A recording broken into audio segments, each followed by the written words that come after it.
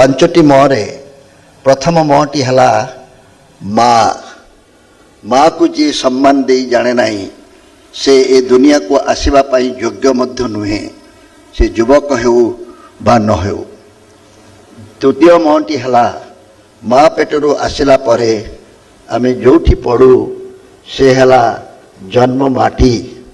ତ ଦ୍ୱିତୀୟ ମଟି ହେଲା ମାଟି। ନିଜ ଜନ୍ମ ମାଟିକୁ ଯିଏ ସମ୍ମାନ ଦେଇ ଜାଣେ ନାହିଁ ସେ ଦୁନିଆର ଯେଉଁଠି ବି ଥାଉ ନା କାହିଁକି ସେ ମନୁଷ୍ୟ ପଦବାଚ୍ୟ ମୋ ବିଚାରରେ ନୁହେଁ।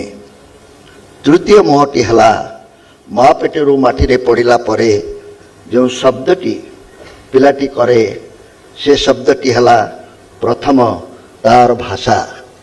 ଅନେକ କହିପାରନ୍ତି ସେ ଭାଷା କିପରି ହେବ, ସେ ଶବ୍ଦଟି କୁଆଁ କୁଆଁ ରାବଟି ଆମେ ହୁଏତ ବୁଝିପାରିବା ନାହିଁ, କିନ୍ତୁ ମା ବୁଝିପାରିବ ଏ ଶବ୍ଦର ଅର୍ଥ କ'ଣ। ପିଲାଟି କାହିଁକି କାନ୍ଦୁଛି? ମୁତି ଦେଇଛି ବୋଲି କାନ୍ଦୁଛି, ନା ଭୋକ ଲାଗିଲାଣି ବୋଲି କାନ୍ଦୁଛି, ନା ପିଠିରେ ପିମ୍ପୁଡ଼ି ଗୋଟିଏ କାମୁଡ଼ି ଦେଇଛି ବୋଲି କଷ୍ଟ ପାଉଛି ବୋଲି କାନ୍ଦୁଛି?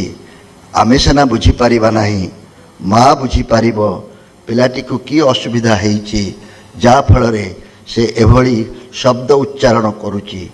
ଏହି ଶବ୍ଦ ପରବର୍ତ୍ତୀ କାଳରେ ଆମର ମାତୃଭାଷାର ରୂପ ନେଇଛି।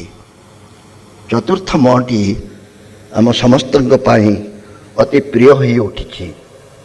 ଏ ପ୍ରେକ୍ଷାଳୟରେ ଏଭଳି କୌଣସି ବ୍ୟକ୍ତି ନଥିବେ ଯାହା ପାଖରେ ସେ ଚତୁର୍ଥ ମଟି ନାହିଁ।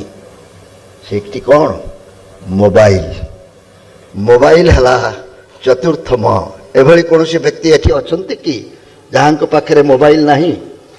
ପଞ୍ଚମ ମଟି ହେଲା ଯାହା ମଧ୍ୟ ଅନେକ ବନ୍ଧୁ ହୁଏତ ମୋତେ ବିରୋଧ କରିପାରନ୍ତି, କିନ୍ତୁ ବିଚାର ଦୃଷ୍ଟିରୁ ମୁଁ କହିବାକୁ ବାଧ୍ୟ ହେଉଛି, ସେ ମଟି ହେଲା ମଦମୁକ୍ତ ଓଡ଼ିଶା।